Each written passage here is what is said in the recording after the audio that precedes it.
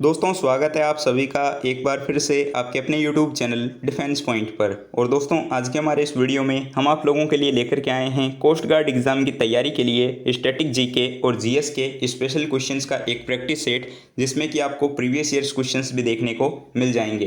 तो वीडियो को एंड तक ज़रूर से देखिएगा। और साथ ही अगर आप लोग चैनल के ऊपर पहली बार विजिट कर रहे हैं तो इसको सब्सक्राइब कर लें और बेल आइकन को प्रेस कर लें, ताकि आप लोगों को हमारे द्वारा दिए जाने वाले सभी लेटेस्ट अपडेट्स मिलते रहें। तो चलिए शुरू करते हैं आज का वीडियो बिना किसी देरी के। तो देखिए दोस्तों, फर्स्ट क्वेश्चन जो कि आपको दिया गया है कि भारतीय राष्ट्रीय कांग्रेस की स्थापना कब हुई और इसके पहले अध्यक्ष कौन थे। चार ऑप्शंस आपको यहाँ पर दिए हुए हैं। और अगर बात करें आपके करेक्ट आंसर को लेकर के, तो यहाँ पे आपका राइट आंसर हो जाएगा ऑप्शन नंबर ए। देखिए, भारतीय राष्ट्रीय कांग्रेस की जो स्थापना है वो 28 दिसंबर 1885 ईस्वी को बम्बई में की गई थी। और इसकी जो स्थापना है वो A.O. ह्यूम यानी कि एलन ऑक्टेवियन ह्यूम के द्वारा की गई थी। ठीक है। और इसके पहले अध्यक्ष जो बने थे वो थे व्योमेश चंद्र बनर्जी। तो करेक्ट आंसर हो जाता है ऑप्शन नंबर ए। अब देखिए दोस्तों, प्रश्न संख्या 2। और यहाँ पर आपको क्वेश्चन दिया गया है कि गौतम बुद्ध ने अपना पहला धर्मोपदेश जो है वो निम्न में से कहाँ पर दिया था। तो ये क्वेश्चन भी काफ़ी इंपॉर्टेंट क्वेश्चन है, क्योंकि नेवी एमआर और एयरफोर्स वाई ग्रुप दोनों एग्जाम्स में पूछा जा चुका है। तो कोस्ट गार्ड के लिए भी काफ़ी इंपॉर्टेंट हो जाता है। ऑप्शंस दिए गए हैं वल्लभी, वैशाली, सारनाथ या फिर राजगृह। तो देखिए दोस्तों, गौतम बुद्ध को जो है 35 वर्ष की आयु में 6 वर्ष तक जो है कठोर तपस्या करने के बाद जो है उनको ज्ञान की प्राप्ति हुई थी। और उन्होंने जो अपना पहला धर्मोपदेश दिया था वो सारनाथ के अंदर दिया था। ठीक है। तो यहाँ पर करेक्ट आंसर हो जाता है ऑप्शन नंबर सी, सारनाथ। और दोस्तों, ज्ञान प्राप्ति की इस घटना को जो है बौद्ध साहित्य में संबोधि के नाम से जाना जाता है। ठीक है। अब देखिए प्रश्न संख्या 3। और यहाँ पर आपको क्वेश्चन दिया गया है कि भारतीय संविधान में एक अर्धसंघात्मक सरकार का स्वरूप है, जो कि इनमें से कौन से देश के संविधान से लिया गया है।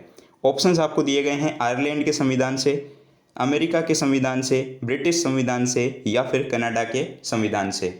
तो देखिए कि जब भारत का संविधान बनाया जा रहा था ना, तो उस समय जो है कई देशों के संविधान और भारत सरकार अधिनियम 1935 से जो है कई चीज़ों को अडॉप्ट किया गया था। ठीक है।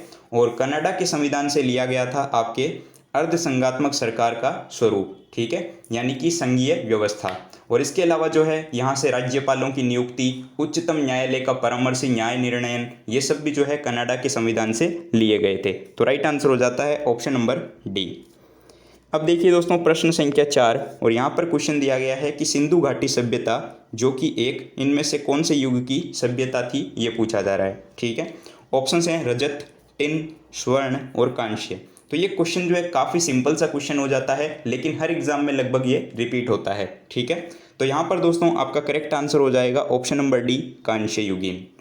देखिए, सिंधु घाटी सभ्यता विश्व की जो है मतलब कि प्राचीन सभ्यताओं में से एक है। और इसकी जो जानकारी है वो सबसे पहले जो है 1826 में चार्ल्स मेसन के द्वारा दी गई थी। और इसके बाद में जो है 1921 में दयाराम साहनी ने हड़प्पा का उत्खनन किया था। ठीक है।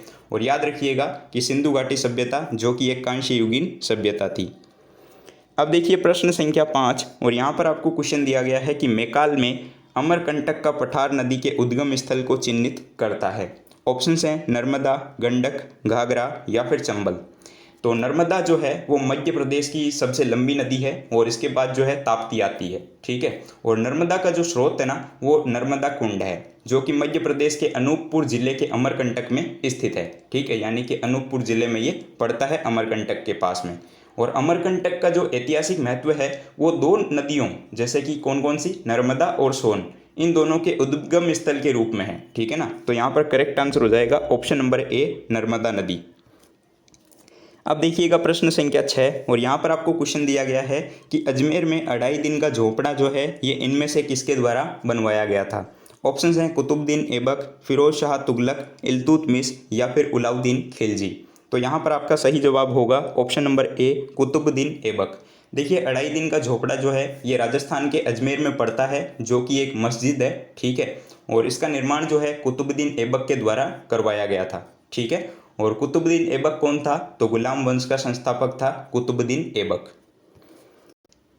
तो अब देखिए दोस्तों प्रश्न संख्या 7। और यहाँ पर आपको क्वेश्चन दिया गया है कि सैनिकों के लिए सर्वोच्च पुरस्कार कौन सा है, यानी कि which is the highest military gallantry award और मेडल।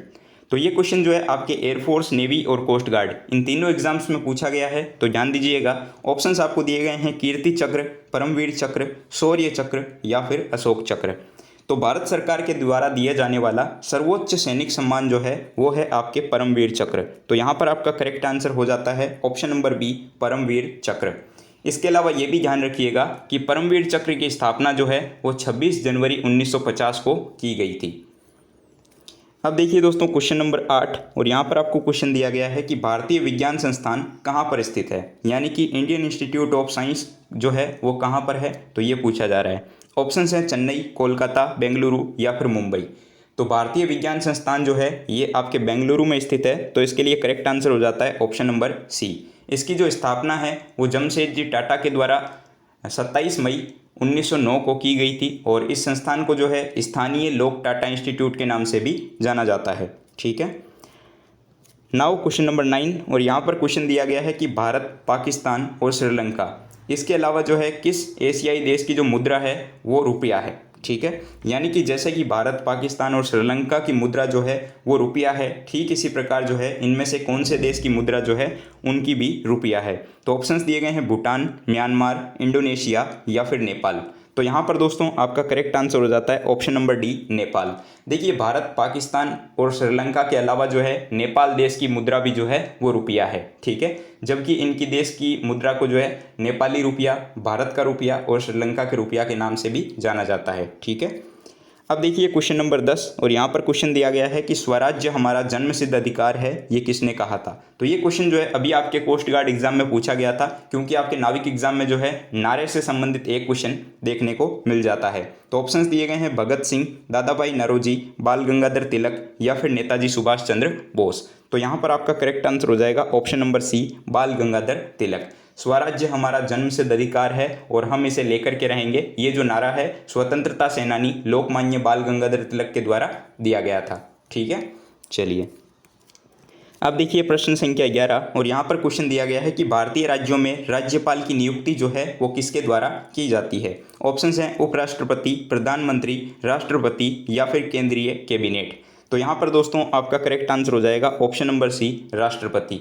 देखिए प्रत्येक राज्य का जो राज्यपाल होता है वो देश के केंद्रीय मंत्रिमंडल की सिफारिश पर जो है राष्ट्रपति के द्वारा नियुक्त किया जाता है, और ये जो है राज्य के मुख्यमंत्री की सलाह पर काम करता है। ठीक है, और अनुच्छेद 153 के मुताबिक जो है मतलब कि देश के प्रत्येक राज्य का एक राज्यपाल होगा, और जो अनुच्छेद 155 है उसके तहत जो है राज्यपाल की नियुक्ति का वर्णन किया गया है, जिसमें कि ये बोला गया है कि जो राज्यपाल होगा उसकी नियुक्ति भारत के राष्ट्रपति के द्वारा की जाएगी। ठीक है, तो याद रखिएगा कि राज्यपाल का वर्णन जो है वो आपके अनुच्छेद 155 में है, और इसकी जो नियुक्ति है वो राष्ट्रपति के द्वारा की जाती है।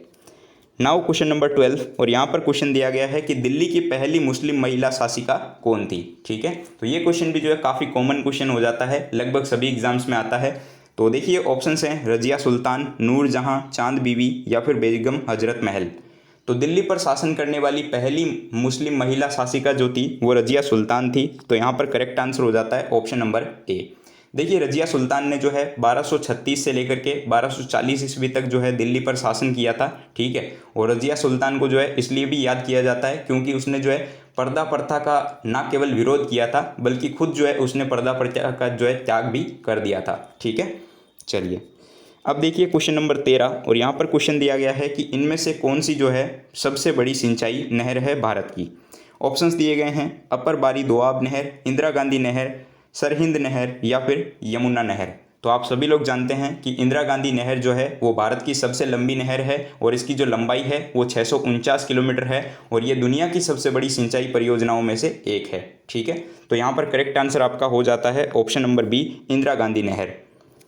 नाउ क्वेश्चन नंबर 14, और यहाँ पर क्वेश्चन दिया गया है कि 1893 के शिकागो में विश्व धर्म सम्मेलन में तूफानी हिंदू के रूप में किसे सराहा गया था, यानी कि किसे जो है 1893 के शिकागो विश्व धर्म सम्मेलन में तूफानी हिंदू की जो है मतलब कि पदवी दी गई थी, या फिर जो है तूफानी हिंदू कह करके पुकारा गया था। तो देखिए दोस्तों यहाँ पर जो है one and only Swami Vivekananda ji, जिन्होंने 11 सितंबर 1893 में जो है शिकागो में एक ऐसा ऐतिहासिक भाषण दिया था जिसने भारतीय संस्कृति की प्रमुखता को जो है मतलब कि बहुत ही ज़्यादा खूबसूरती से जो है प्रदर्शित किया था। ठीक है, और हिंदू धर्म और भारतीय संस्कृति की गहराई पर आधारित विवेकानंद जी के इस भाषण की जो है मतलब कि हर ओर सराहना की गई थी, इसको सराहा गया था और वहाँ के लोगों ने जो है स्वामी विवेकानंद को जो है तूफानी हिंदू कह करके जो है संबोधित किया था या फिर इनको जो है ये उपाधि दी गई थी। ठीक है, तो यहाँ पर आपका करेक्ट आंसर हो जाता है option number C, Swami Vivekananda. अब देखिए प्रश्न संख्या 15 और यहाँ पर क्वेश्चन दिया गया है कि खासी और गारो ये दो जनजातियाँ जो है वो मुख्य रूप से कौन से राज्य से संबंधित है। ठीक है, ऑप्शंस हैं मिजोरम, मणिपुर, मेघालय या फिर नागालैंड। तो यहाँ पर दोस्तों आपका सही जवाब होगा ऑप्शन नंबर सी, मेघालय। इस क्वेश्चन को ध्यान में रखिएगा, ये क्वेश्चन काफ़ी बार रिपीट हुआ है एग्जाम्स में। तो मेघालय राज्य में जो है खासी, गारो और जयंतिया जैसी पहाड़ियाँ जाति जो है वो शामिल है। ठीक है, और पहाड़ियों में जो है नाम विशेष रूप जो है मतलब कि उनके क्षेत्र में पाई जाने वाली जनजातियों के नाम पर ही रखा जाता है। ठीक है, चलिए अब देखिए प्रश्न संख्या 16 और यहाँ पर क्वेश्चन दिया गया है कि इनमें से कौन सी जो है वो भारत की सबसे ऊंची पर्वत चोटी है। ठीक है, तो इसके बारे में जो है हमने आपको पहले वाले वीडियो में भी बताया था, तो आपने देखा होगा। अगर आप लोगों ने उस वीडियो को अभी तक नहीं देखा है तो उसकी भी लिंक आपको वीडियो के नीचे डिस्क्रिप्शन बॉक्स में देखने को मिल जाएगी। ऑप्शंस दिए गए हैं अनाईमुदी, कंचनजंगा, सतपुड़ा या फिर माउंट एवरेस्ट। ठीक है, तो यहाँ पर भारत की सबसे ऊंची चोटी की बात हो रही है, तो भारत की जो सबसे ऊंची पर्वत चोटी है वो है आपके कंचनजंगा। ठीक है, और ये जो है सिक्किम के उत्तर पश्चिमी भाग में नेपाल सीमा पर स्थित है। तो करेक्ट आंसर हो जाता है ऑप्शन नंबर बी, कंचनजंगा। ठीक है, और कंचनजंगा की ऊंचाई की बात करें तो इसकी ऊंचाई जो है वो 8,586 मीटर हो जाएगी। ठीक है, अब देखिए प्रश्न संख्या 17 और यहाँ पर क्वेश्चन है कि निम्नलिखित में से किसे जो है भारत के लौह पुरुष के नाम से जाना जाता है। दोस्तों ये एज इट इज़ क्वेश्चन जो है आपके नाविक JDDB एग्जाम में पूछा गया है और काफ़ी सिंपल क्वेश्चन है। आई होप सभी को जो है इसका आंसर पता होगा। तो दोस्तों सरदार वल्लभ भाई पटेल को जो है भारत के लौह पुरुष के रूप में जाना जाता है और ये स्वतंत्र भारत के पहले गृह मंत्री भी थे। ठीक है, और इसके अलावा ये जो है भारतीय संविधान के प्रांतीय संविधान समिति के जो है अध्यक्ष भी थे। ठीक है, तो यहाँ पर राइट आंसर हो जाएगा आपका option number B, Sardar Vallabh भाई पटेल। तो अब देखिए दोस्तों प्रश्न संख्या 18 और यहाँ पर आपको क्वेश्चन दिया गया है कि निम्नलिखित में से विश्व का सबसे गहरा महासागर कौन सा है, यानी कि which of the following is the deepest ocean in the world. Options दिए गए हैं प्रशांत महासागर, हिंद महासागर, अटलांटिक महासागर या फिर आर्कटिक महासागर। तो दोस्तों यहाँ पर जो है आपका करेक्ट आंसर हो जाएगा ऑप्शन नंबर ए, पैसिफिक ओशन यानी कि प्रशांत महासागर। देखिए विश्व का सबसे बड़ा और सबसे गहरा जो महासागर है वो प्रशांत महासागर है और विश्व का सबसे गहरा और जो निम्नतम बिंदु है जिसको हम मरियाना ट्रेंच बोलते हैं ये भी आपके प्रशांत महासागर के अंदर ही पड़ता है। ठीक है, तो राइट आंसर हो जाएगा ऑप्शन नंबर ए। अब देखिए दोस्तों प्रश्न संख्या 19 और यहाँ पर आपको क्वेश्चन दिया गया है कि स्वतंत्रता दिवस के बारे में निम्नलिखित में से कौन सी जोड़ी जो है वो यहाँ पर आपको गलत दी गई है। ठीक है, तो अगर इनको आप ध्यान से देखेंगे तो आपको यहाँ पर दिखेगा ऑप्शन नंबर डी, ये जो है आपको गलत दिया गया है क्योंकि बांग्लादेश का यहाँ पर आपको बताया गया है कि स्वतंत्रता दिवस 14 अगस्त को मनाया जाता है, जबकि हमें पता है कि बांग्लादेश का जो स्वतंत्रता दिवस है वो 26 मार्च को मनाया जाता है। ठीक है, बाकी सभी आपको सही दिए गए हैं। अमेरिका का 4 जुलाई हो जाएगा, भारत का आप सभी को पता है 15 अगस्त हो जाएगा और पाकिस्तान 14 अगस्त। ठीक है, तो यहाँ पर बांग्लादेश का गलत दिया हुआ है क्योंकि बांग्लादेश जो है वो अपना स्वतंत्रता दिवस 26 मार्च को मनाता है। अब देखिए दोस्तों प्रश्न संख्या 20 जो कि आज के इस वीडियो का लास्ट क्वेश्चन है। तो यहाँ पर क्वेश्चन आपको दिया गया है कि सार्क का जो सचिवालय है वो कहाँ पर स्थित है। ठीक है, या फिर आप ये बोल सकते हो कि सार्क का हेडक्वार्टर कहाँ पर स्थित है। तो देखिए दोस्तों सबसे पहले सार्क के फुल फॉर्म की बात करते हैं तो इसको हिंदी में कहा जाता है दक्षिण एशियाई क्षेत्रीय सहयोग संगठन। ठीक है, और इसका जो सचिवालय या फिर जो मुख्यालय है वो नेपाल की राजधानी काठमांडू के अंदर स्थित है। ठीक है, तो यहाँ पर करेक्ट आंसर हो जाएगा ऑप्शन नंबर बी। और ये जो संगठन है ना ये दक्षिण एशिया में स्थित 8 सदस्य देशों का जो है मतलब कि एक आर्थिक और भू राजनीतिक संघ है। ठीक है, तो यहाँ पर राइट आंसर होगा ऑप्शन नंबर बी, सार्क का जो हेडक्वार्टर है वो नेपाल काठमांडू में स्थित है। तो दोस्तों उम्मीद करता हूँ कि आपको सारे 20 क्वेश्चंस जो हैं वो समझ में आ गए होंगे।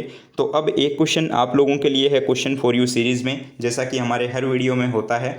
तो आपके लिए प्रश्न है कि पृथ्वी की जुड़वां बहन या फिर जो है पृथ्वी का जुड़वां ग्रह जो है इनमें से किसे कहा जाता है। ऑप्शन है आपके लिए बुध, मंगल, शुक्र या फिर बृहस्पति। तो इसका राइट आंसर क्या होगा आप लोग नीचे कमेंट बॉक्स में कमेंट करके बताइएगा। दोस्तों PDF को जो है पाने के लिए आप लोग टेलीग्राम ग्रुप को जरूर से ज्वाइन कर लीजिएगा। उसकी लिंक आपको इसी वीडियो के नीचे डिस्क्रिप्शन बॉक्स में दी गई है। सारी पीडीएफ्स आप लोगों को वहीं पर मिल जाएगी। इसके अलावा दोस्तों, अगर आप लोगों का किसी भी क्वेश्चन को लेकर के कोई भी डाउट है तो आप लोग नीचे कमेंट बॉक्स में कमेंट करके बता सकते हैं, ठीक है। और बहुत ही जल्दी हमारी सारी सब्जेक्ट्स की क्लासेस चलने लगेंगी और लाइव क्लासेस भी होंगी। तो दोस्तों चिंता मत कीजिए, आप लोग अपनी तैयारी कीजिए। वैकेंसी आ चुकी है, ठीक है, तो अपनी तैयारी को जो है एकदम बेहतर लेवल पे कीजिए और इस बार आपको जो है सिलेक्शन लेना है। तो उम्मीद करता हूं कि आपको ये वीडियो पसंद आया होगा। तो वीडियो को लाइक कीजिएगा। चैनल के ऊपर पहली बार विजिट कर रहे हैं तो इसको सब्सक्राइब कीजिएगा और अपने दोस्तों के साथ में शेयर करना बिल्कुल भी मत भूलिएगा।